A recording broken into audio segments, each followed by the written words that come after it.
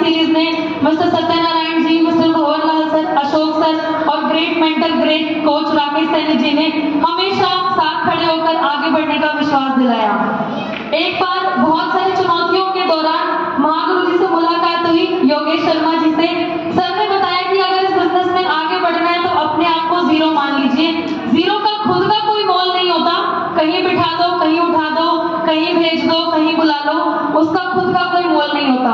लेकिन अगर वही जीरो किसी के साथ खड़ा हो जाए तो उस आदमी की वैल्यू बढ़ा देता है, वैल्यू बढ़ा देता है।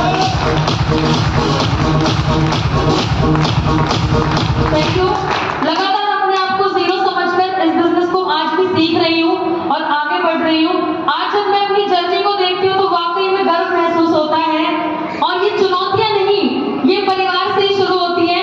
मैं आपको बताना चाहूंगी, शुरुआती दौर में जब बिजनेस करने के लिए मौका मिला तो मेरे हस्बैंड, मेरा ससुराल, यहाँ तक कि मेरे फादर ने भी मना कर दिया था।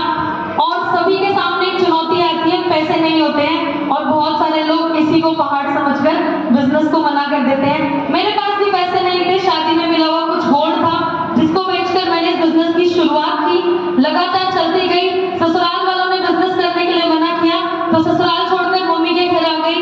और मैं सबसे बड़ा थैंक्स बोलना चाहूंगी मेरे मम्मी पापा और मेरी फैमिली को, जिन्होंने एक लड़की पर भरोसा किया, उस लड़की के लिए स्टैंड लिया और ससुराल वालों तक को बोल दिया कि 4 साल में जब हमारी लड़की डायमंड बन जाएगी तो आपके घर छोड़ जाएंगे, उस दौरान डिस्टर्ब करने की जरूरत नहीं है। एक बार जोरदार तालियां मेरे पेरेंट्स के लिए।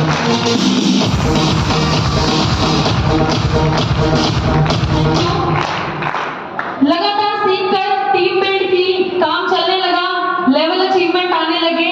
और शुरुआती दौर में जब मैं लोगों को देखती थी तो लगता था कि यहाँ जो स्टेज पर खड़े होकर बोलते हैं ना, वो थोड़े अलग लेवल के लोग होते हैं, यहाँ तक हम तो कभी नहीं पहुंच पाएंगे। लेकिन वाकई में विदेश का टारगेट यहाँ से किया और इस सिस्टम की वजह से आज अपने सपने तो पूरे कर ही रही हूँ, साथ ही साथ अपने हस्बैंड के भी सपनों को पूरा कर रही हूँ।